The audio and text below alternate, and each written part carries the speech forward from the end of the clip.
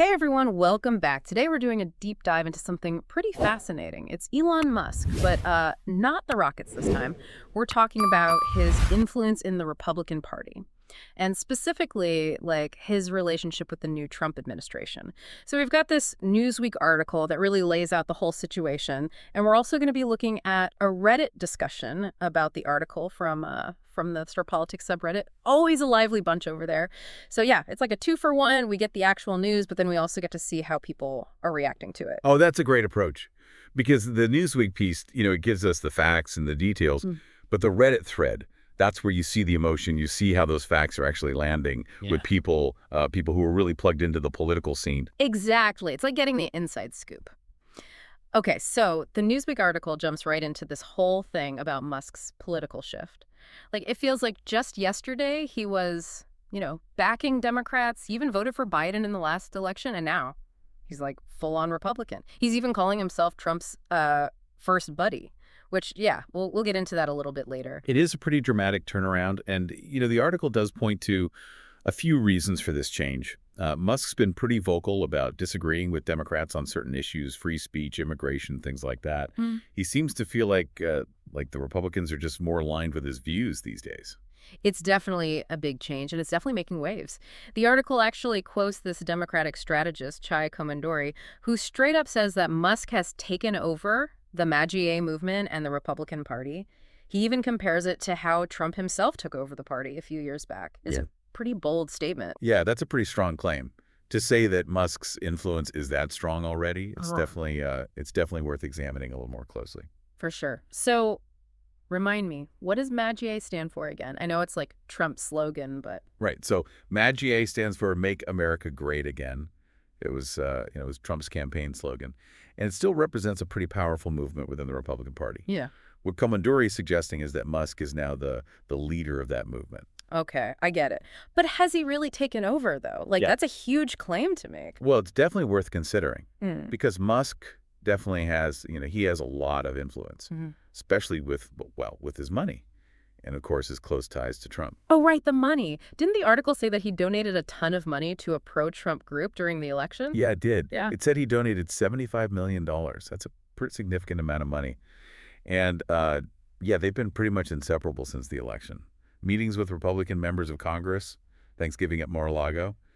It's a lot. Wow. It's definitely a statement. For someone who, wasn't even on the side of the political fence that recently, that's a major commitment. For sure. And it's not just the money and the appearances. The article goes on to talk about how Trump is putting Musk in charge of this new program.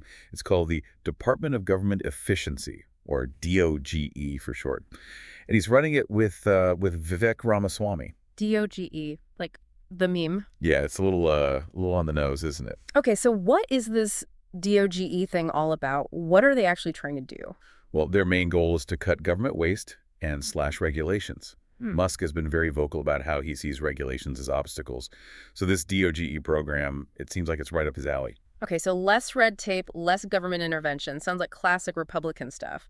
But what does that actually mean in practice? What kind of impact could this DOGE program have? That's the million-dollar question, isn't it? Musk's whole approach might appeal to people who want a smaller government, less interference. But it could also have, it could have ripple effects we haven't even considered yet. We've had similar initiatives before in the U.S. Some worked out great, some not so much. It's way too early to say how this one will go, but it's definitely a development worth watching very closely. It sounds like it could be a big deal for sure. And that's where I think that Reddit thread we mentioned comes in. We've got the facts from Newsweek, but now we get to see how real people are reacting to this whole Musk Maggie thing. Yeah, it gives us a totally different perspective. The article lays things out in a very factual way, but the Reddit thread, that's where you see the emotions, the worries, even the jokes people are making about this situation. Yeah, it's a wild mix. Some people are straight up worried about what all this means. Others are skeptical, they're not buying it. And then there are those who are just finding the whole thing. Well, hilarious. And you know what? Those jokes can actually be pretty insightful. Sometimes humor can point out things that serious analysis misses, like the absurdities of the situation or the underlying anxieties people have. That's true. Okay, so one of the top comments I saw on the Reddit thread jumped right into Musk's motives. They basically said, and I'm paraphrasing here, look, Musk can't be president himself, so he's trying to buy the next best thing, control over the actual president. Yeah, I saw that one too. It's pretty cynical, but there might be some truth to it. We can't forget that there's a long history of wealthy individuals and corporations using their money to influence policy behind the scenes. It's a reminder that power doesn't always operate in the open. True, true. Another commenter brought up something the article mentioned about Musk calling himself Trump's first buddy, which honestly sparked a lot of mockery on Reddit. Yeah, I saw that too. It does feel a little performative, doesn't it? Like they're putting on a show of closeness, trying to project this image of influence and shared purpose. I mean, first buddy has no official meaning whatsoever. It does sound a little made up, yeah. There were also a bunch of comments trying to figure out where this whole alliance is going to lead. Some people think Musk will get bored and move on to something else. Others think it's going to be this huge power struggle between him and Trump's inner circle. It's definitely a dynamic that's inherently unstable, isn't it? We're talking about two very strong personalities, both of them used to getting their own way. It's hard to imagine them working together smoothly for a long period of time. Yeah, that's what I was thinking. Then there's this whole thing with J.D. Vance, which Reddit was going crazy about. Vance has been pretty quiet since the election, and people are wondering if Musk had something to do with sidelining him. That's interesting. The article does mention that Vance will be co-leading DOGE with Musk, but there are no specifics about his role beyond that. I guess it's natural that people are speculating, especially with all the mystery surrounding the whole situation. Makes sense. You know, something that really struck me was how many people were comparing this whole Musk-Trump thing to a reality TV show. I saw comparisons to Whack Mirror, like a White House version of Step Brothers, even a messed up Ratatouille. Yeah, hilarious. Yeah. But it also kind of shows how unbelievable this pairing feels to a lot of people, right? It's almost like something out of a movie, something too wild to be real. Yeah. And yet, here we are. And yet, here we are. I like that. One comment that really stuck with me just simply said, this is what you voted for. It's like, regardless of how anyone feels about Musk or Trump, this is the reality we're dealing with now. That's a good point. It's a reminder that elections have consequences and that we all have a responsibility to stay informed and engaged. Couldn't agree more. Okay, so we've talked about this power shift, the public reaction, but what about the actual policies that could be affected by all this? Like, where could Musk's influence actually change things? That's a great question, and it's one we'll be digging into more deeply in the next part of our deep dive. Ooh, cliffhanger. Can't wait. But I will say this. One area to watch closely is government regulation, or perhaps more accurately, the lack of regulation. Musk has been very clear that he sees regulations as holding back innovation. And now, with his position in DOGE, he's in a position to act on that belief. So are we talking less red tape, fewer rules, but what does that actually mean for, like, specific areas? Well, think about the industries Musk is involved in: tech, transportation, energy. These are all areas where government regulation plays a huge role. If Musk's vision for DOGE is about cutting back on those regulations, it could have a massive impact on how those industries operate, with both potential benefits and risks. Okay, I see where you're going with this. So it's not just about whether we have more or less regulation. It's about the specifics and how those changes actually play out in the real world. Exactly. And we have to think beyond just those specific industries. Musk's influence could have a broader impact on the Republican Party itself. You mean like changing their whole agenda? Potentially. Think about Musk's views on things like climate change, space exploration, even artificial intelligence. These are all areas where his ideas don't really fit neatly into traditional Republican positions. It's possible that just his presence could shift the party's platform, moving it away from that traditional conservatism and towards something, well, some people call it a techno-libertarian outlook. Okay, hold on. Techno-libertarian, what does that even mean? Essentially, it's a political philosophy that emphasizes individual liberty and a very limited government role, but with a strong focus on technology and innovation as the drivers of progress. Musk embodies a lot of those ideas. He's a big believer in free markets, minimal government interference, and using technology to solve problems. So are you saying the Republican Party might become more like Musk's own personal philosophy? Well, it's not that simple, of course. The Republican Party is a very complex entity with its own long history and internal divisions. Yeah. But Musk's wealth and his connection to Trump give him a huge platform to push his ideas. And that could absolutely have a real impact on the party's overall direction. It's a lot to wrap our heads around. We've got this potential shift in how the government actually operates, a possible change in the Republican Party's, core beliefs. It's a lot. It is. And we haven't even touched on the potential impact on everyday people like you and me. This alliance could affect everything from the jobs we have to the technology we use, even the way we think about the future. It's huge. So, with all of that in mind, let's shift gears a little bit. Let's take a closer look at what the Reddit thread has to say about the potential fallout from all of this. What are people worried about? What are they excited about? That's where things get really interesting. Because on Reddit, you get to hear from the people who will be most affected by these changes. And their opinions are all over the map. All right, let's dive in. Okay, so digging into this Reddit thread, it's fascinating to see what people are saying about how this whole Musk-Trump thing could actually affect, everyday Americans like us. Yeah, you get a real sense of the hopes and fears people have and how this situation is hitting them, on a personal level. For sure. So some people, and I saw quite a few comments like this, are actually pretty optimistic about Musk's involvement. They think that because he's so focused on efficiency and getting things done, it could lead to a more streamlined government, things actually getting done more quickly. Which, let's be honest, wouldn't that be nice? I think a lot of people would appreciate that, yeah.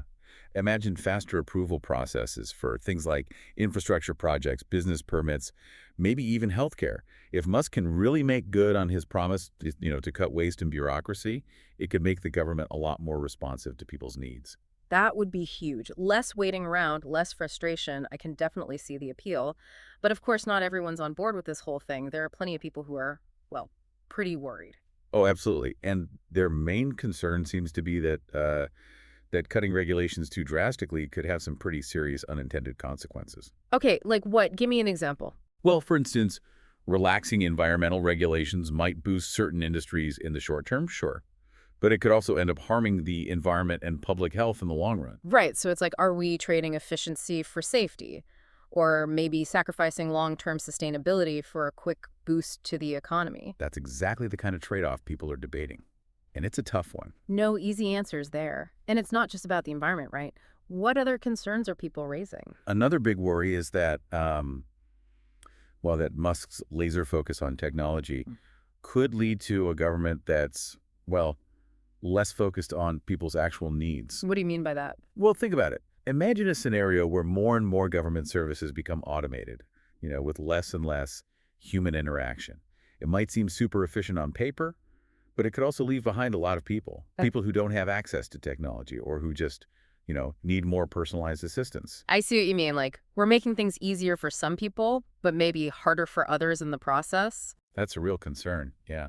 And then, of course, there's the whole issue of Musk's, his wealth and his connections. Right. Like, how much influence does one person really need? Exactly. Some people are worried that his personal wealth and his close ties to Trump give him way too much influence over government decisions, and that those decisions might end up benefiting him and his companies more than the average person. So it's like, is the government serving the people, or is it serving Elon Musk? That's the question a lot of people on Reddit are asking, and it's a valid one. For sure. It sounds like there's a lot of uncertainty about how this is all going to play out, which I guess is understandable. Yeah. I mean, we're talking about a pretty major shift in the whole political landscape. Yeah. It's going to take some time to see how it all shakes out. All right. So we've talked about the power shift, the public reaction, and some of the concerns people have. But what about the potential benefits? You mentioned that some people are actually excited about Musk's involvement. Right. So there are definitely people who see this as a positive thing. And their optimism mainly stems from Musk's his track record of innovation and his ability to get things done. Okay, so they're basically saying, look, this guy's a visionary, he's a problem solver, and he might actually be able to shake things up in a good way. That's the general idea, yeah. Yeah. They believe that his focus on technology and efficiency could actually lead to some real breakthroughs in how the government operates. Interesting. So what kind of breakthroughs are we talking about? Like, give me some specifics. For one, they're hoping that Musk can bring a more data-driven approach to government. Data-driven. Meaning using data and analytics to make better decisions, to identify areas where things could be improved, to basically, make the government run more like a well-oiled machine. Okay, so less gut feeling, more hard numbers. Exactly. And they're also excited about the potential for Musk to to accelerate the development and adoption of new technologies. Ooh, like what kind of technologies? Well, think about things like renewable energy, space exploration, even artificial intelligence.